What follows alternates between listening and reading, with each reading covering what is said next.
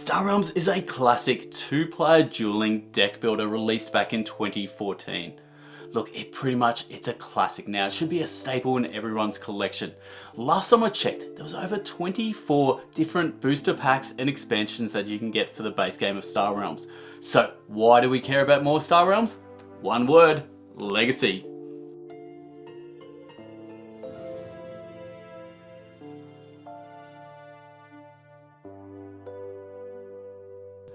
I'm host, this is Board Game Baggers, and this is Star Realms Rise of Empire on Kickstarter. This is my Kickstarter pick of the week, and to be honest, there was a lot of competition in crowdfunding this week. Over on GameFound, Burn Cycle, a beloved chip theory game, has got some expansions going on there, and over on Kickstarter, Moonrakers is killing it. Over $1 million, doing an absolutely incredible amount. Plus also there's Moon on there. Moon's a part of the Villagers Streets Moon series from Sinister Fish Games. I absolutely adore that series.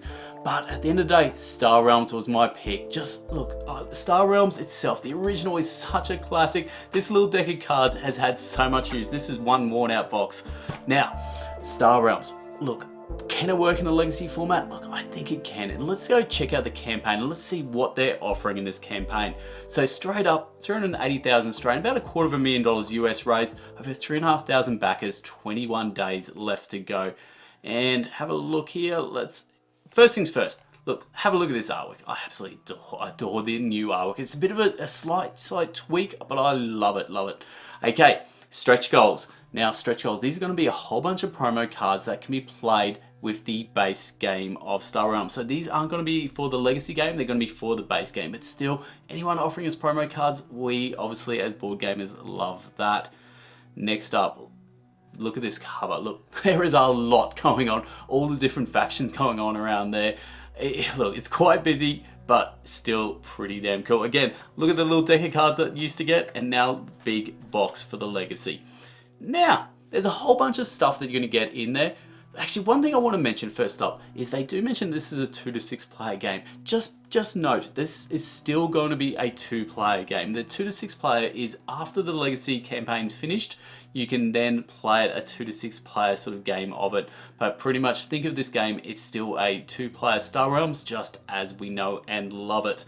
Now, this is there's actually two really cool things I love. First things first, the game board. So the original Star Realms was just cards on the table, but having a beautiful game board, beautiful art on the table in front of us, so both players either side can play on that. I adore it. Our little trade row in the middle there, absolutely beautiful. Now, the next thing, this is even cooler, score dials. The original Star Realms had those cards for keeping track of scores, and it was a pretty horrific experience.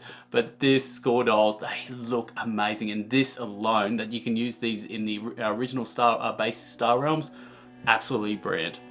Next up, there's going to be, you're still going to have your two different starting decks. Trade Federation there, and that's just a look at that, and our Star Empire, and there's a look at those cards. Now, so nothing much has changed in that regard. What has changed is there's 3 more factions here. Consortium.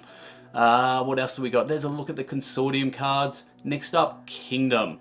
They're going to be purple there, and that art again, just looking great. And Scavengers.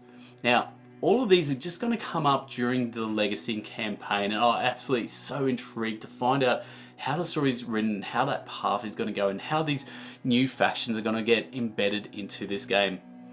Next up, scenario packs. So this is how each scenario is going to get played. You're going to pull out this scenario pack, and it's going to have everything you're going to need to be able to play, for this one, the second campaign game. Now, one thing to note is the way the game's going to work is after the first game, you're going to have a winner of that first game. Now, part of these scenario packs is going to be a card. It's going to have both factions on either side. Whichever faction wins, they're going to start on their side of that little card for the next game, and that's going to give I guess maybe an advantage, or it's going to start that storyline going forward for the next campaign. So I love the fact that the previous game does affect the follow-on games from there, so that's pretty cool aspect. And there's a look at some of our scenario cards there. Okay, and they're going to be oversized cards as well. Now, sticker sheets. This is something very, very cool. So not everyone loves stickering their legacy games. Look, to me, to be honest, personally, I don't like it. I don't know why. Something about ruining our game board or cards or something like that. It just doesn't sit well with me, and that's probably a me thing. But what they've done is you've got stickers there, but you also have the option of cards. So there's going to be an infinite replay deck that you can also purchase, and that's going to give you 120 separate cards that's going to have every single combination under the sun that you can use instead of using these stickers. So look, something to think about there. You're going to have the option to either sticker the base cards, the base 60 cards that come in the game, or you can use this infinite replay deck, which is going to let you use cards instead of stickers. So just two different options for people who just have that OCD about putting stickers on things. Next up, if you do go down the sticker path, have a look at this. 1, 2, 3, 5, 6. 1, 2, 3, 5, 5. What we have is when you have your trade row. Now, I'm going to assume there's some base knowledge of how Star Realms is done. But look, in the game, there's going to be a trade row, and you're going to be spending your card, spending the coins on your card to purchase new and better cards to upgrade your deck. Look, deck building 101 right there. Now, each one of those cards is going to be worth 1, 2, 3, 5, 5, etc. there. Now, what's going to happen is when you purchase that card, you're still going to have to pay for that card from the trade row, but then you have the option to pay extra to add a sticker. So you're going to upgrade that card again. So you're getting an upgraded card already from the trade row, then you're upgrading that even more by putting stickers on them and making each one of those cards unique. Now, when you do that, you get the choice of playing from the left or the right row. So that's something to think about. You can only choose one. So if you choose from the left there and down the track, you can't change it to the right. That's it. You pick the left or the right, and they're going to be your upgraded abilities for that card for the rest of the legacy campaigns. Pretty cool. I really like what they've done with this. Okay, just showing us there. Look, how does stickers work? Pretty sure we're comfortable with how stickers work nowadays.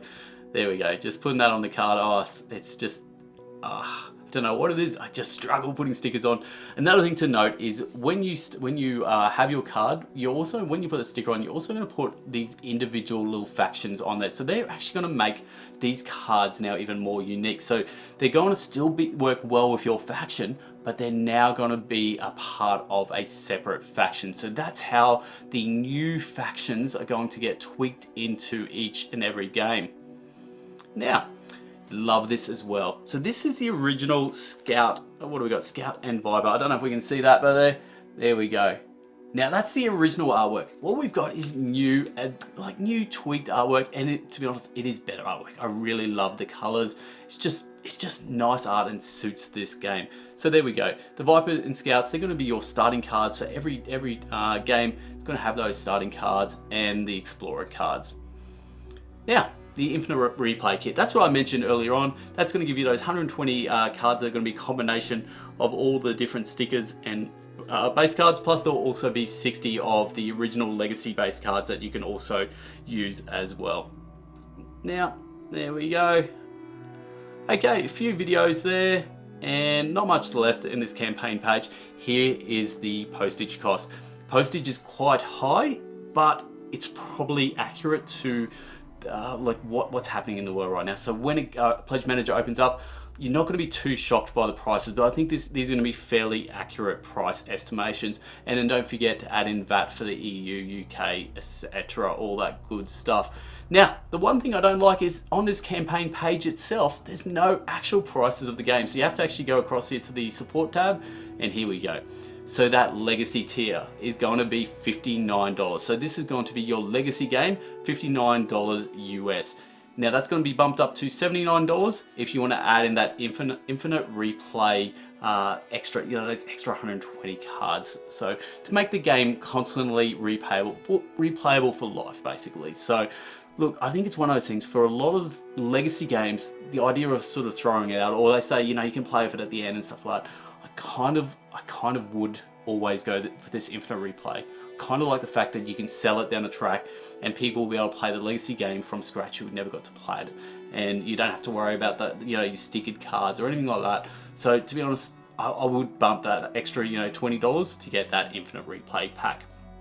So they're your two things, 59 and 79, and then once the Pledge Manager opens up, you're going to be able to get all of the other Star Realms stuff, the base games, promos, expansions, etc. So that's pretty much what we have for the campaign. Now, whenever I do a campaign video, I always like to think, what is a comparison? Just trying to sort of give other options for people if, this is a lot of money. Look, at the end of the day, you pay $79 US for this, plus let's say you're in the US and you're paying another, say, $25 on top of that. Yeah, it's quite a lot of money for what, pretty much is a card game. Now, I know that there's gonna be legacy components and things like that, but it's a lot of money for a card game. So what are some other options out there? The one that straight away jumps to your mind, it's the most obvious choice and it's a cheaper choice, but Hero Realms. Hero Realms is the fantasy version of Star Realms and it has the Ruin of Thandar campaign. So the equivalent for Hero Realms there. So again, you're gonna get that a lot cheaper on the market, and Hero Realms is still really good. I love Hero Realms. Now, the other one's Aeon's End Legacy. Again, it's a quite obvious comparison when you think about it. Aeon's End, a very, very well loved game. Got a legacy version of that game. Again, gonna give you very similar, similar fun, similar bang for buck there. Look, another one, look a little bit out of left field. What about a bit of Machi Koro Legacy? Again, an older game, a very different game.